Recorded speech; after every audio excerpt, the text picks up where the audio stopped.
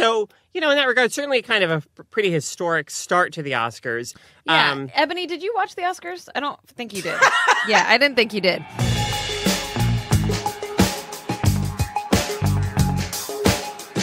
Welcome to Feminist Frequency Radio. This is episode 66. I'm Anita Sarkeesian, and I'm joined, as always, by two other angry meat bodies, Carolyn Pettit and Ebony Adams. Ew. Yes, I get what you're doing there because Alita Battle Angel, but ew. Blame Ebony. Yeah. This is the show that asks you to be critical of the media you love, or alternatively, we're the feminist killjoys coming for your media, depending on your perspective. Today, we're going to be talking about results and reactions to last night's Academy Awards. It wasn't last night when you get this, but it's last night to us now. And double feature, we're going to be talking about the live-action manga film Alita, Battle Angel. After that, if we have any brain power left, we'll finish the show by each sharing a little something in What's Your Freak-Out? Now on with the show. Hey, y'all, I would just like to shout out Throat Coat tea. The throat tastes coat disgusting, tea. but it does work. I wasn't aware we started taking endorsements again. We should get an endorsement from Throat Coat. Although I think they have the market already pretty tapped. They don't even need to promote that shit because everybody I know that is a performer uses it. It helps. I would love it if we did start repping Throat Coat, because all other podcasts, it seems like it's, mattresses or Squarespace, or Blue Apron. But let's do something different. Let's man. Throat So, Coat.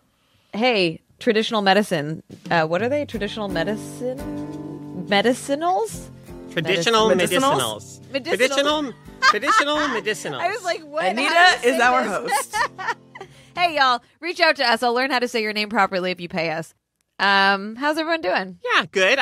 So this morning I am podcasting or recording from an actual, amazing little podcast chamber. It is just, this, very small, but very kind of comfortable room.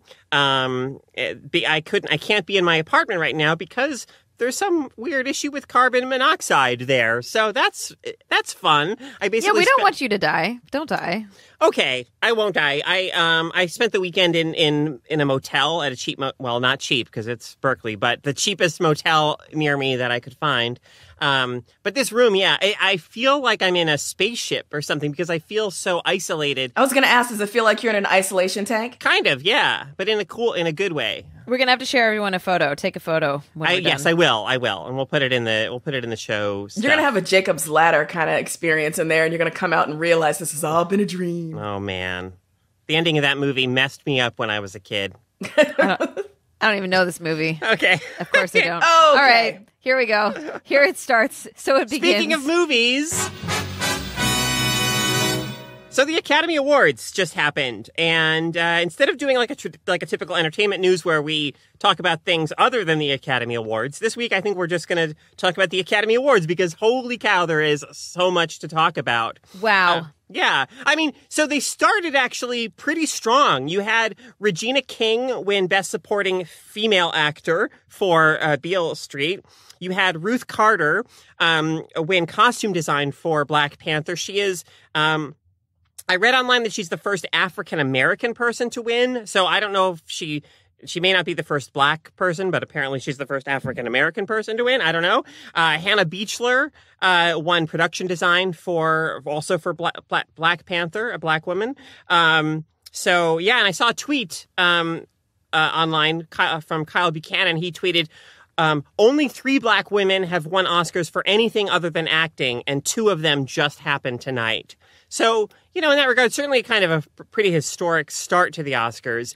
Yeah. Ebony, did you watch the Oscars? I don't think you did. Yeah, I didn't think you did. Okay, No, so here's the not. thing. I wasn't actually planning on watching them because I had other plans that I totally bailed on because I was like, holy shit, these Oscars. I just started watching them. I'm really glad I did. This was different. And I don't have hope for the future by any means, but I'm glad that I got to witness this moment. It was the blackest fucking Oscars I've ever seen. My God. Bold, Anita. Bold. Look, Regina King, Spike Lee, Mahershala Ali, Peter Ramsey. Peter Ramsey won the best yeah, director. Spider-Man. Won for Spider-Man, directing Spider-Man, yeah. Yep. And then you have Alfonso Cuarón, who won like a bajillion awards for Roma. Mexican dude. He won Best Cinematography, foreign Best language foreign film. and Best Director. Yep.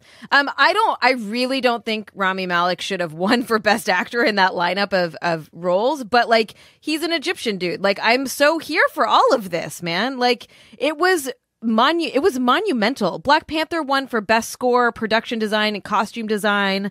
Bao won for short animated.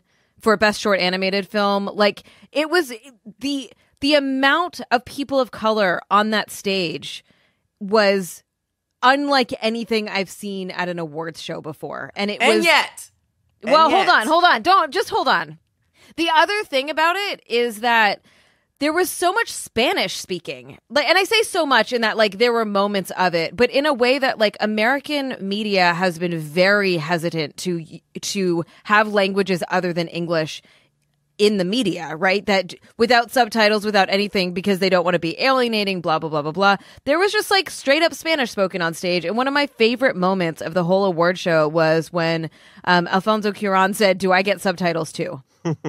Yeah, I loved that Alfonso Cuarón, when accepting Best Foreign Language Film, in his speech, he said something great. He was like, when I was young, I was inspired by a lot of foreign language films. Citizen Kane, Jaws, and he names these English language films as foreign language films, right? Kind of, saying, kind of spotlighting that, hey, film is kind of universal and we really shouldn't need these divisions in the first place. Yeah, that was a beautiful moment. There was so much good shit. And like the structure of it without having a host totally worked. It felt like it was moving along very quickly in a way that like award shows feel very stilted.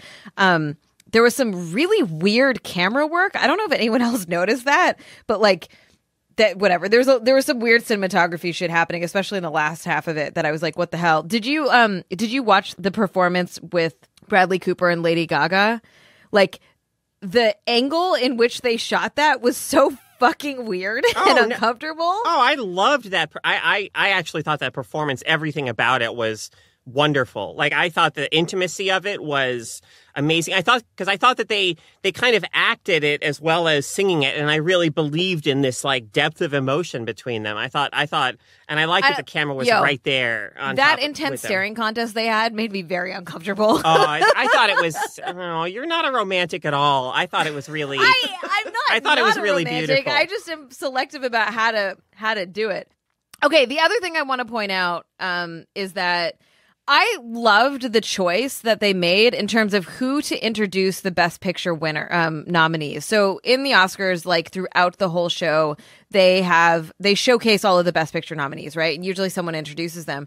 This year, they chose people mostly outside, outside of the sort of standard establishment to introduce these films. And I really loved the choices they made for a lot of them. So Serena Williams introducing A Star is Born, which she was just a really nice touch in terms of like working hard to get to where you are.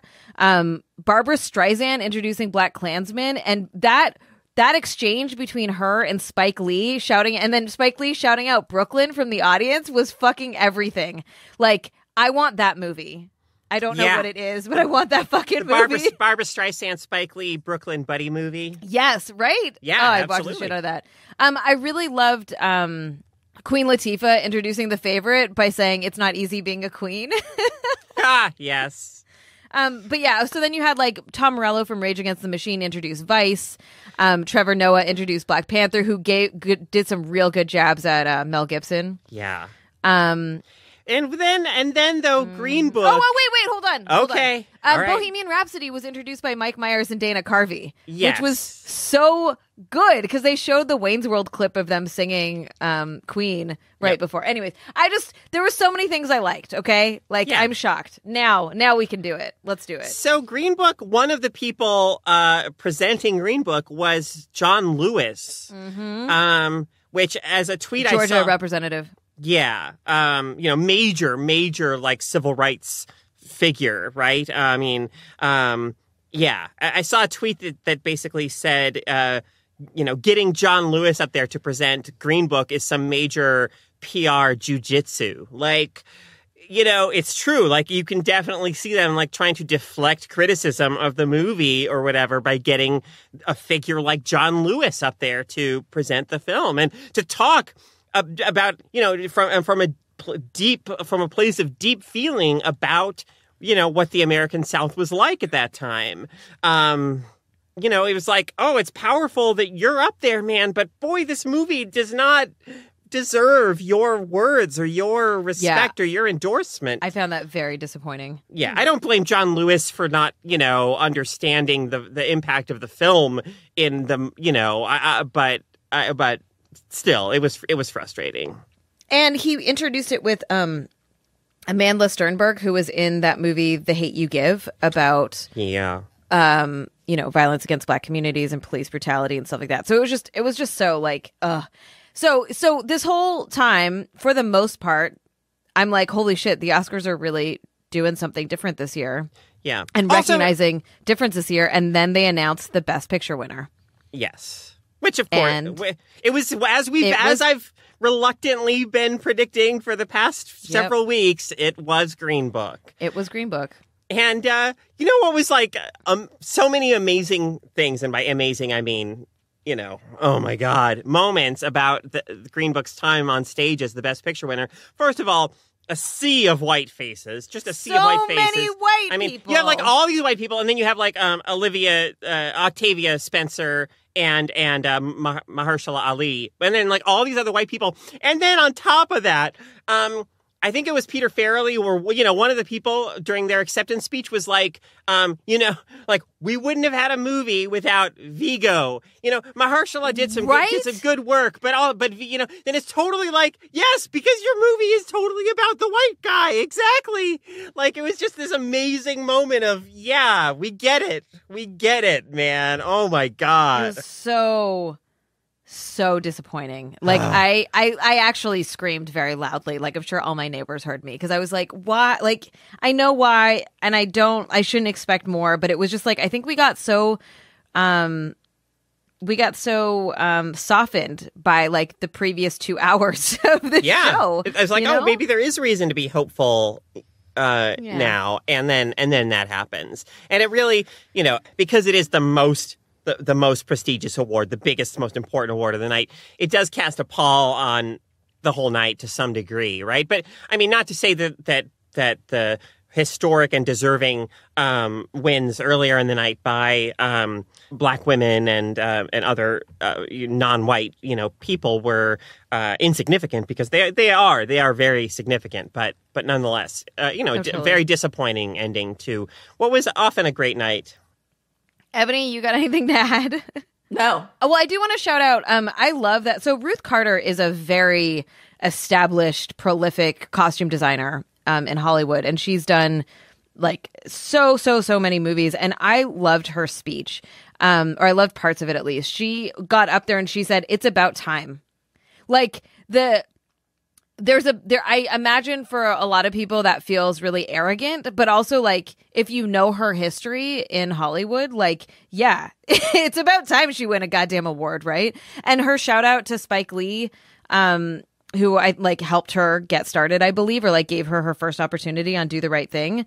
So there's just a lot of like, there's a lot of kind of camaraderie in some ways. Watching, I'm sorry, I forget her name, who was doing, what did she win for? For Black Panther, sorry. The production design, Hannah Beachler? Yeah, the production design, sorry. She, the woman, like, was crying and talking about how Ryan Coogler, like, changed her life. And I'm not saying this to be like, oh, women owe a debt to men, but that, like, there is such a lifting up relationship that I think is so important. And I think we've talked about this on the podcast about how people, like Ava DuVernay is probably one of the biggest examples of this, of like a woman who has established herself and is trying to lift up her community, right? And giving opportunities. And so I liked that bit that I saw in the Oscars last night. Yeah. Yeah. I do have to mention, though, about the Best Picture winner, sort of adding insult to injury, is that Spike Lee and Black Klansman lost to Green Book, which weirdly mirrors the fact that Driving Miss Daisy won the year that Do the Right Thing came out. And, so Spike Lee was like, backstage, he was like, whenever somebody's driving somebody else, I lose. Oh my God. Did you see? So there's a clip going around too where Spike Lee is backstage and they ask him about Green Book and he's just like sipping his champagne. Yeah. Next question. Yep. And you're like, yeah. Yes. God, fuck that movie.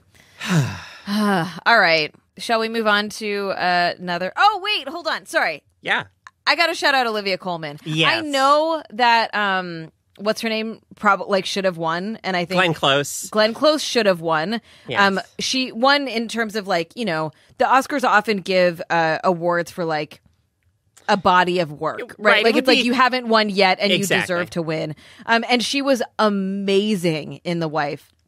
But God, I want more Olivia Colman in my life. Her acceptance speech was the best thing ever. She was so flustered. She was just adorable and wonderful. And I love her blowing a raspberry at the because she's like, oh, please wrap up quickly. Oh, and it was just, so cute. Yeah. So very mixed. I mean, not super mixed feelings. I really am impressed. I hope that this isn't a one-time thing, and it might be, and it depends on so many things, right? It depends on what kind of movies we get this year. It depends on how, if the Academy feels like they, did their due diligence in 2019 and don't have to do it again in the future, right? I don't know what the tone is that we're going to move forward, but I'm going to take this as a win for now. I'm taking it as a win for Billy Porter. Moving on. on. Yeah. Billy Porter. All right. If you don't know what we're talking about, go look at his Oscar outfit because it's the best thing in the world. Okay. Oh, wait, sorry. We have to acknowledge one more thing. I'm sorry. That nobody who won an award for Bohemian Rhapsody thanked Bryan Singer. Thank God. Right. Yes, that was actually, it kind of started turning into a little game for me. Is this person going to mention Bryan Singer? No, they didn't. Because if Bohemian Rhapsody had won Best Picture, imagine everyone up there trying to talk around and not mention Bryan Singer once. Right? Oh, that would, I'm very glad. Bohemian Rhapsody winning would have been in the same ballpark as Green Book winning. I don't want either of them to win, but yeah. I don't know how much money Bohemian Rhapsody threw into lobbying efforts, but I don't understand why it is even in the running for anything. The most egregious win of Bohemian Rhapsody for the night, in my mind, was editing. It won editing, right? And there is actually a clip going around on Twitter from the movie that's just showing how bad, it is a badly edited movie. There are editing decisions where you're just like, what was why did you cut away then? What was the point of that? What is happening? It's incoherent. And there yet is it some won very best weird editing. Yeah, there's some very weird behind the scenes lobbying shit that's happening with that movie to get it to have this much attention because it's not that strong of a film at all. Yep. About the editing nomination, I heard a really interesting take on that, which is that for many of those kinds of categories, the voting is done by people who are specialists and professionals in the field, unlike the Best Picture category, which is voted on by everybody. And so in some ways, the nomination of Bohemian Rhapsody for editing, when people are clowning that it was it did the absolute most, is sort of an acknowledgement that the film was sort of handed to editors half done because Bryan Singer just bounced and left the country. And, there was an attempt to, sort of make up a film out of the parts and pieces that they had been given. So it was an acknowledgement at that level. And so sometimes wins or nominations in those, specialized categories reflect a different kind of thinking than is true for something like Best Picture. And for all I know, it actually, maybe Bryan Singer gave them such scraps of usable footage that maybe the editing actually is a tremendous feat given what they had to work with. That's entirely possible. But I don't think that means it should have won, but nonetheless. No. Did you know that it is because of you that we can keep bringing Feminist Frequency Radio to the airwaves? It's true. We are listener supported. So please consider joining our podcast community at d.rip/femfreak, where you'll get access to some fun perks and bonus episodes. And if you have a Kickstarter account, it's super easy because that's all you need to start a drip account. Ta-da! So please join us at d.rip/femfreak. All right, moving on to the main segment. Ebony, how about you introduce us to the topic this week? Right on. So, Alita Battle Angel is the most recent film by Robert Rodriguez, known for directing things like Spy Kids, The Faculty, numerous other things. And it is a $200 million sci-fi epic in which a young and amnesic cyborg woman is basically rescued from a giant trash heap, outfitted with some futuristic tech, and then rollerblades her way into social justice activism. The film is based on a 1990s manga series and features an all-star cast, including Christoph Waltz as the kindly doctor who puts the titular Alita back together again, Jennifer Connelly as his ex-wife / crystal gem, who desperately wants to move back to her deluxe apartment in the sky high, and Mahershala Ali as a man who should be making better choices. I have many questions. Please regale us with your questions. Well, I can't give you all of them because I literally have 20 questions here that from top to bottom, my notes were all questions. But how old is Alita? Okay, so. Well, actually, yeah. Because is it problematic, and I would argue yes, that the doctor, upon being, confronted with this head in a trash heap, envisions her as having to be a younger girl than she obviously is. But when she ages herself up, the way that she does this is by giving herself boobs and then wearing tighter clothes. Well, right? Yeah. This is actually one of the things I most wanted to talk about this film. So you cut right to the chase of this aspect of the film. So there's a line. So okay. At a certain point in the film, Alita's body is basically destroyed, the body that the doctor originally gives her, and she gets a... Okay, hold on. Hold on. I want to give a little more context. The doctor gives Alita, or I guess we said it in the intro, but I think this is important. The doctor has a leftover cyborg body that his daughter, who died, is supposed to be wearing, and so he gives it to her, and that body gets destroyed. Yes. So there's already a bunch of really creepy, weird shit happening here. Right. So then Alita gets this much more advanced body. It's left over from this war from 300 years ago. It's the advanced technology of the, invading the, who she was like part of the opposing force in that war. And as the body is being attached to her, it evolves, right? So the nurse there says, oh, looks like Alita. So the doctor says her body's changing to match her subconscious image of herself. And the nurse says, looks like she's older than you thought she was, which to me is like signal to all the, anime nerds in the audience. Mm-hmm. You can now start like perving out about her. It's now appropriate.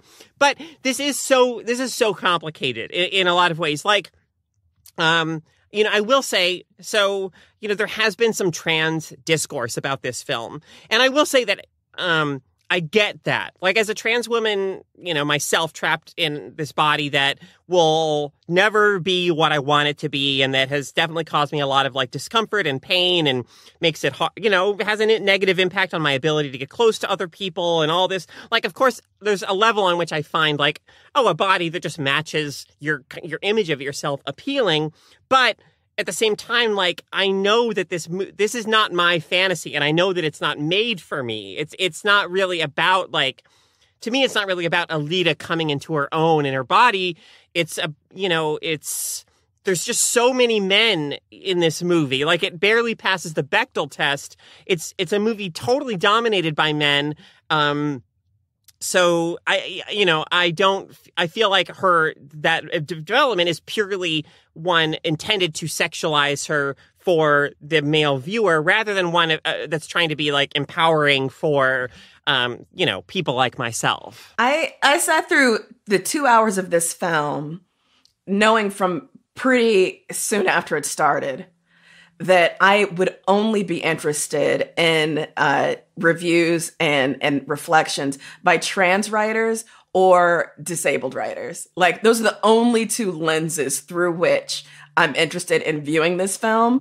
And so I'm so glad that so many people within those two communities are tackling this, because it would be too simplistic to say this movie is either, you know, sort of regressive in its representations or liberatory, you know? Like, this movie is much more complicated than it has any right to be. This movie is a mess. It is an absolute mess. It's one of the few films where I felt like I knew less about what happened after I saw it than going in, you know? And yet, there is something that, like, there's the potential for a sort of, you know, a subversive fan reaction to this film. And I am so glad to see people wrestling with this, because, yeah, there were moments where I thought, boy, if this were a better movie and there was better writing and more thoughtful fleshing out of what's going on here, this could be amazing. I mean, I'm definitely, like, I'm wary of fan reaction, because I you know, marginalized people have always had to, you know, project themselves in certain ways into media where they weren't represented, and had to kind of take scraps of representation and feel empowered by them to some degree.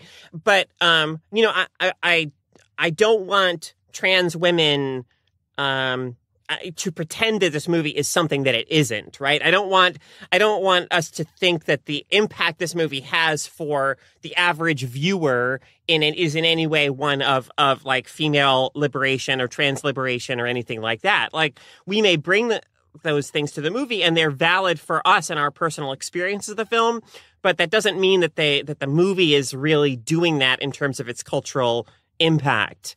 If that makes sense. When they got the the alien body that's supposed to match her, it's clearly what we consider to be a masculine body. And I was like, is it? Yeah. That's not the way I read it. Yeah, I didn't interpret it that way either. Maybe I didn't look closely enough at the body before it was attached to her. It had. So I'm gonna be stereotypical about how I'm addressing this in terms of the context of the movie. That is very stereotypical. It had no hips. It was a very narrow body. It had no like breasts. It had like very flat plate armor. It looked like masculine armor that you would put on a that you would wear in combat. So Carolyn had mentioned that there's conversations happening in the trans community around this, but I hadn't read any of it before I watched it. So when that came out, I was like, oh, this is cool. She's going to be in this body that is not like stereotypically feminized. And that like, cool, like maybe there's some cool shit happening here. And then I was just so disappointed when that moment happened that served multiple purposes, right? Where you had the male gaze of the guy, of the fucking doctor who's thinking of this girl / woman as his child, being like, holy shit, look at you, hubba hubba, right? Like, it was super disgusting that like her impression, her subconscious vision of herself is this very stereotypical, like sexualized view. Right.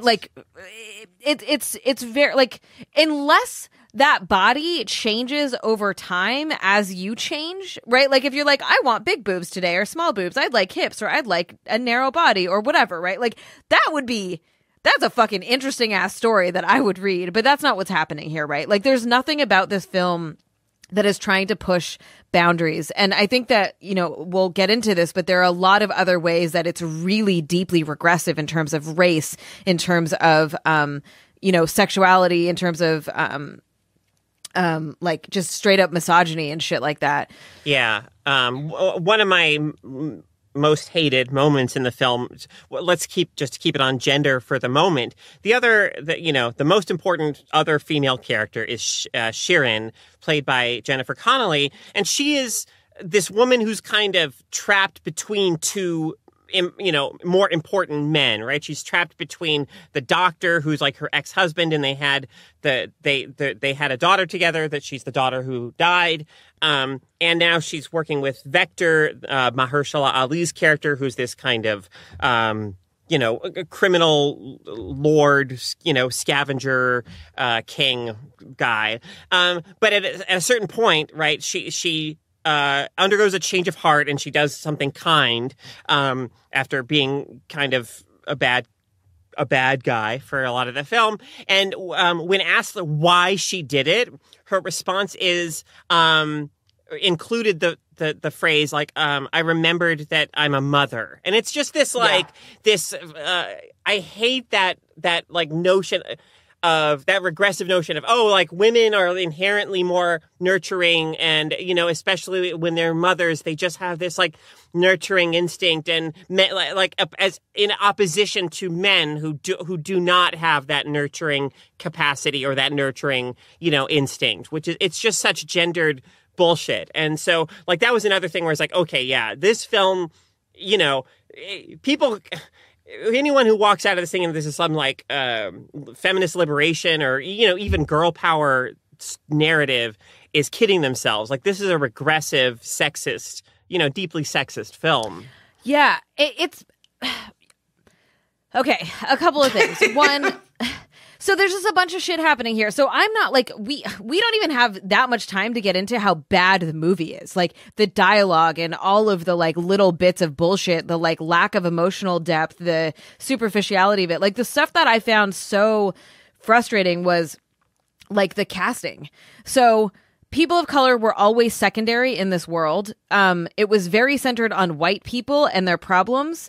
And there is a lot of folks who are like invested in the original manga who are like, this is whitewashing. And I found this quote from producer John Landau, which I think is really important here. He says, the author Yukito Kishiro did something very different. He wrote manga that is not set in an Asian world. He wrote it set in a place called Iron City, which is a melting pot. He actually set it in Kansas. Okay, so this is their excuse as to why they don't have the ghost in the shell problem, which they totally fucking have the ghost in the shell problem here.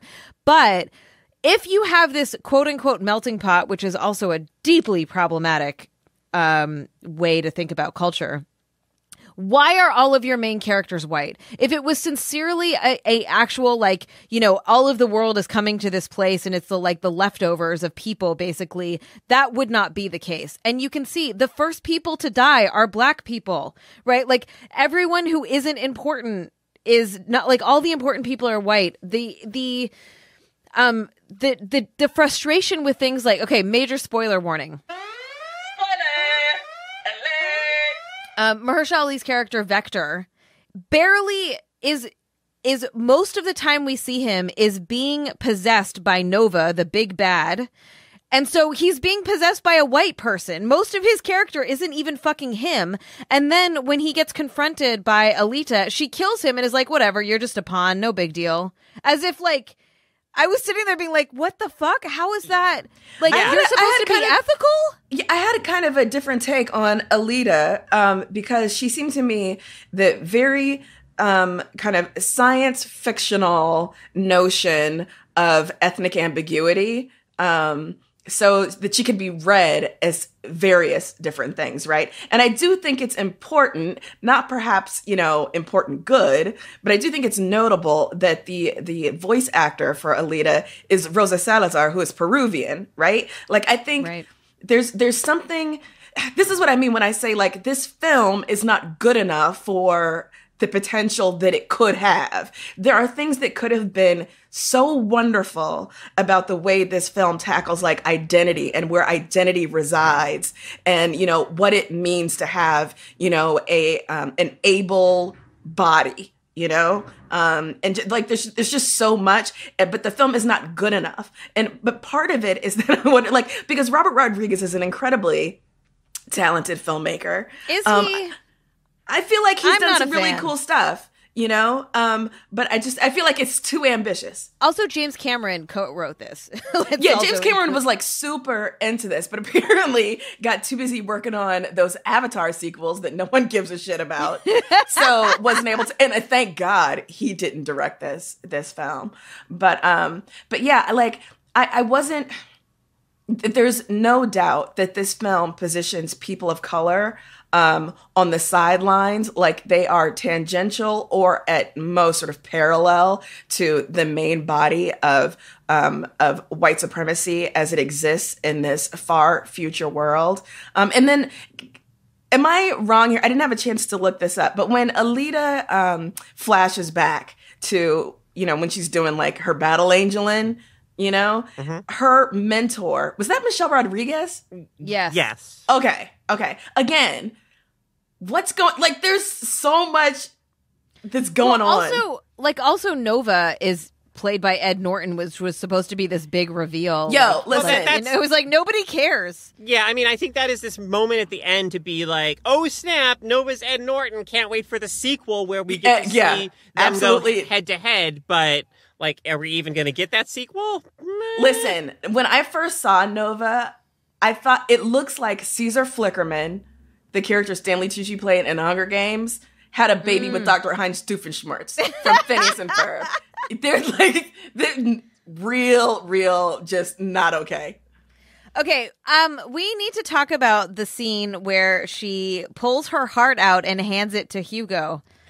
Yeah. I'm just Yeah. Like, okay, so here, the generous reading of this is, she's young and in love and going through puberty and blah, blah, blah, blah, blah, and you would do anything and blah, blah, blah, blah, blah. But no, I'm not feeling generous at all. Like that, I was cringing in my seat the whole time being like, oh, fuck. I actually tweeted about that moment and said, like, Alita literally holding her heart in her hands out to somebody and saying, it's all or nothing with me. This is who I am. I said, like, extremely relatable moment, IMO. So, Carolyn, you shared us an article on Film Freak Central, Yes. review of this. That is the most brilliant thing I've read in a long time. I'll share it in the show notes. But I want to, the author of this piece describes Hugo, who's the love interest, as a pale, desperate subway busker charisma of a Blossom era Joey Lawrence.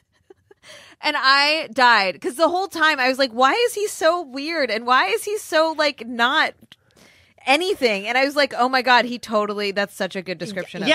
I think there was something vaguely familiar about him during the movie, and I think it actually was that he reminded me of Joey Lawrence. Like, I actually think that's what it was. When I read that review, I was like, oh wait, that's it. He is kind of, there's something vague like Joey Lawrence-ish about Hugo. When Hugo, I had fewer problems with that scene where Alita hands Hugo or attempts to hand Hugo her heart. I had more problems with the scene where Hugo calls Alita while she's doing motorball, like her big tryout. First of all, I thought it was murder ball.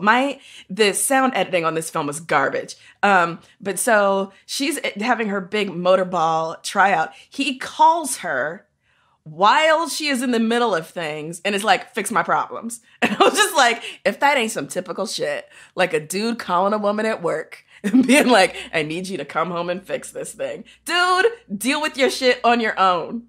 Oh my God, that kid. Also, once he was a cyborg and started climbing up the space tubes to Solemn, if that's possible, why haven't other cyborgs done it? Everybody wants to get up there, right? Like, that's the dream. Yeah, right. You know? Right. It seems like if you have that mechanized body, this becomes possible for you. Why are other people... None of this movie makes sense. Can I also ask a question? Maybe I missed this. Is there an explanation in the film, not in the wider manga universe of this series, but in the film, for why people are living in Iron City, in the scrapyard, and not escaping into the Badlands? The Badlands are beautiful. Like, did we get an explanation for that? Like, why are people stacked, right? On top of each other? No. When they could be living out there, working those farms, doing whatever, Also, why has no one bothered to explore that spaceship? Why are these kids, these literal children, the only people who have explored this ship with all that tech? That's apparently still usable. But they said scavengers went in there. They did write that off. And, she could only open it because she is one of them. Yeah, I think they did say something like, oh, we don't even, this technology is so advanced that we don't even know how to use it. Something like that. Right, I guess I remember that now, but that seems like an insufficient answer. Like, doesn't it wouldn't it make more sense for like the authorities, such as they are during this period, to have found that ship and like installed it in a lab somewhere such that they could try and take it apart? But no, they just left it there? Yeah, it makes no fucking sense. Yeah, I mean, like, you're absolutely right. At the same time, if this movie had been better in other ways, you know, I would totally be willing to forgive those kinds of lapses in plot logic because at a certain point they don't really matter if the movie is successful in making us care about its characters and their struggles and things like that. Carolyn, what you're talking about, like, I feel like the show did not do the work to earn the emotional stakes it was trying to create. The show, the movie, whatever. Right. Yeah, exactly. Like it goes for these moments of deeply felt emotion, but it hasn't earned those. Well, that's because the central conceit of the film that you can be super good at murder ball and make it up to those deluxe apartments in the sky is so low stakes. Like I couldn't believe that ultimately so much of this film was gonna hinge upon motorball. Like, so the shit around where she, like, so she goes into the hunter warrior bar and she does her stupid ass speech that you're like, oh my God, it's so embarrassing. And then she's like, okay, that whole thing happens. Fast forward to they're trying to pay all of the hunter warriors off to kill her. And so they're playing in the audition together, and she doesn't recognize any of them, these people that she literally just hung out with for like at least 30 minutes.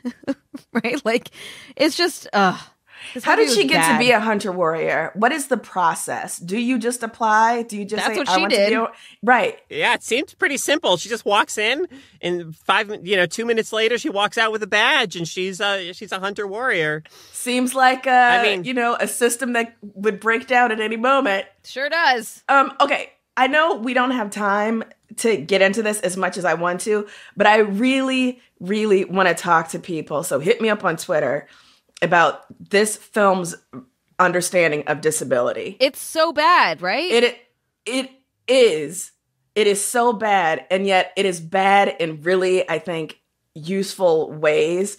So one of the ways that I started thinking about this, and I owe this to Dr. Sammy Schalk, and I can't recommend her book, Body Minds Reimagined, enough. We'll put a link to it. But I believe that based upon the kind of theoretical framework that she lays out, this would be called, or could be labeled what she terms like a superpowered super crip narrative. And so I want to think through the ways in which this film sort of posits who's disabled and who isn't, and what makes someone disabled in the universe of this film, where disability begins and ends, why we might not think of Alita herself as being a disabled person, but why we might think about other cyborgs in the film as disabled. I just think like there's so much going on here about the ways that we sort of, have to make disability kind of extraordinary for it to be accepted, and also how we collapse it down to the level of the individual and sort of completely elide any of the, kind of social questions that would obtain in a world in which almost everyone has some sort of cybernetic modification, right? And how like the role of race and conventional attractiveness plays in this world. I just think like this film is going to be one that I can imagine disability scholars talking about for ages, because the narrative tropes that it deploys to kind of dance around whether Alita is disabled. No, she's not, but the daughter who would have had her body is. Like, where does disability lie?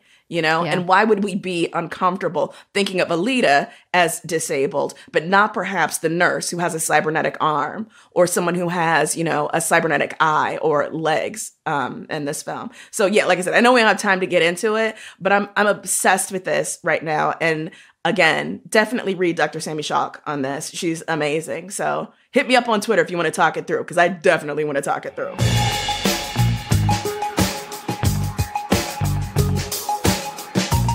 All right, y'all. Let's move on to this week's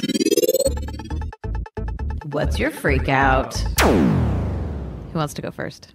I'll get us started. All right. A few years ago on the Nintendo Wii U, a game came out called New Super Mario Brothers U, and it's a 2D Mario game like the early, Mario games were, Super Mario Brothers 1, 2, 3, etc. And I hadn't been very impressed by earlier games in the New Super Mario Brothers series. I thought that the level design was very bland and that the games just felt like this very half-hearted attempt to kind of cash in on people's nostalgic affection for the early 2D Mario games. But New Super Mario Brothers U, when I played that a few years ago on the Wii U, I was really impressed by it. I thought, oh, here's the new 2D Mario game I've been waiting for. It has fantastic level design, really charming worlds, and just different details and things that kind of change up the gameplay from time to time, and and it's just the right amount of challenging. Most players can approach it and have a good experience with it, but if you want to go the route of like collecting all of the things, you're in for a very satisfying but very, very tough challenge. And anyway, it was recently re-released now on the Nintendo Switch as New Super Mario Brothers U Deluxe, and I had a chance to play some of that recently, and it's it reminded me just how great that game is. So if you like 2D Mario games and you never owned a Wii U, as many people never did, or just for whatever reason you never had a chance to play New Super Mario Brothers U, I definitely think that it is a cut above other recent 2D Mario games, and that it is lots of fun, really lots of fun, and well worth your time. Awesome. Excellent. Ebony, what are you freaking out about this week? I'm freaking out about the Netflix show Flavorful Origins, which I recommended to you, I think, over the weekend, Anita, or earlier. Anyways, it is a fantastic, mesmerizing look into Chaoshan cuisine, which is the region of China in Guangdong, and I'm mispronouncing that, and I apologize. I practiced and I still fucked it up. But anyways, one of the things that's so amazing about this show is not just the absolutely like mind-bending visuals. It is beautifully shot and beautifully scored. But each of the 20 episodes is like 12 to 15 minutes long. You get this fantastic little amuse-bouche of a glimpse into a certain specific element that goes into making Chaoshan cuisine what it is. But perhaps most importantly for me, it is a Chinese language documentary series. It's not in English, and I think that informs the perspective that the show brings to the food and to the people who create it. It does not have a host. There is, a voiceover that walks you through things, but there is no host. So it is completely different, and it feels completely different from these shows wherein, a white person goes to China or to Chile or, to Morocco and gets hooked up via translator with some local who, gives them a window into whatever the cuisine being discussed in that episode is. But the focus remains on sort of like a white person's experience of this.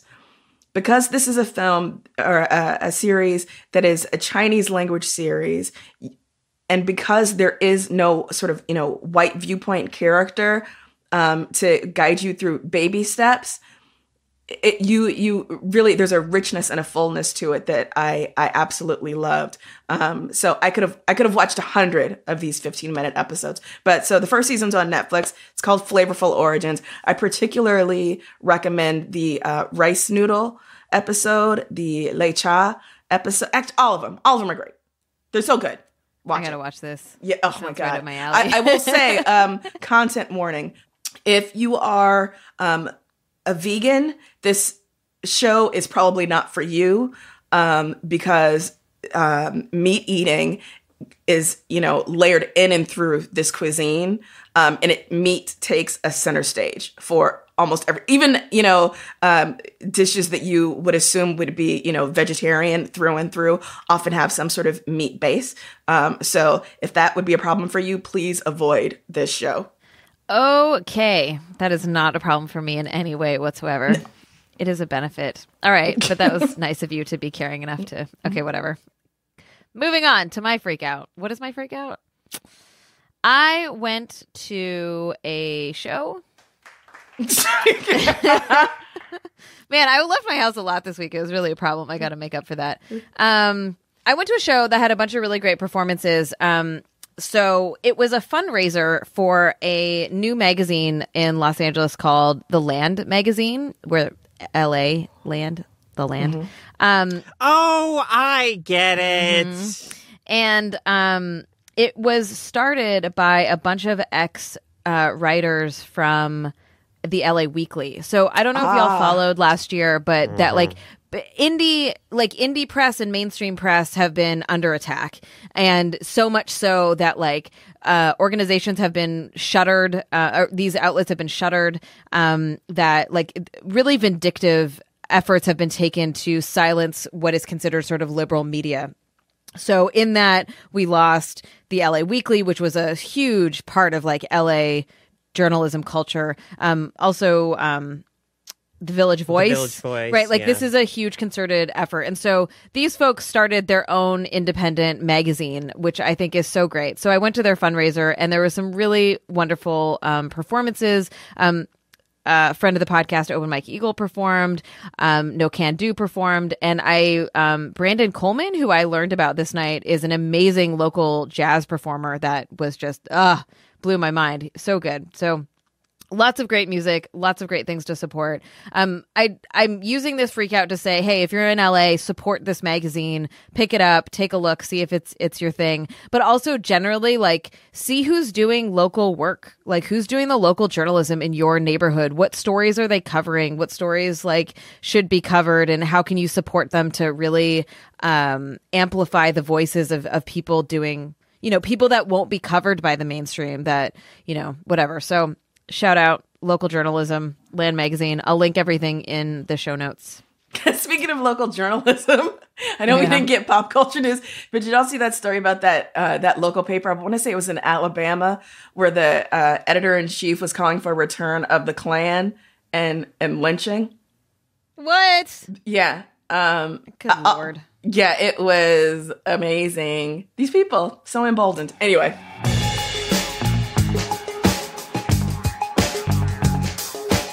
Oh boy. Well, what a wonderful way to end our show, which is happening now. Welcome to the way that people of color live their lives. Just always on the lookout for one more shitty thing. Always, always. You can catch us back here every single Wednesday. Stay tuned for the bone. Oh, wait! Okay, I'm going to plug the bonus episode. Something totally wacky happened to me at that show that we don't have time to share because the episode is ending, but I'm going to share it in the bonus episode. So if you want to know about this totally wacky thing that happened to me, you're going to have to become a backer of our podcast, which you can do at d.rip/femfreak, and then you'll hear this wild story. How's that? Okay. If you're enjoying this show, please rate and review us on iTunes, and tell all of your friends when you're in the doctor's office and they're replacing your arm because you were playing too much fucking speedball or whatever the hell that fucking sport is. Cinema ball. She was playing cinema ball, Anita. Yeah. You can check out all of our work and our other podcasts, including our Star Trek Discovery Recap podcast, which is currently airing at feministfrequency.com. And be sure to follow us on Twitter at FemFreak to stay up to date on all the news. I can be found at Anita Sarkeesian, where I am dishing a lot of relationship advice. I'm at Carolyn Michelle. I am at Alita's second body. Now I'm going and spiraling in terms of what that looks like. You'll have to share that with me. Okay. Our producer is Phil Circus, who also composed our theme music. Technical support by Sarah Norales. Production assistance by Taylor Simmons. Art by Jamie Varon. We'll see you next week. Bye. Later.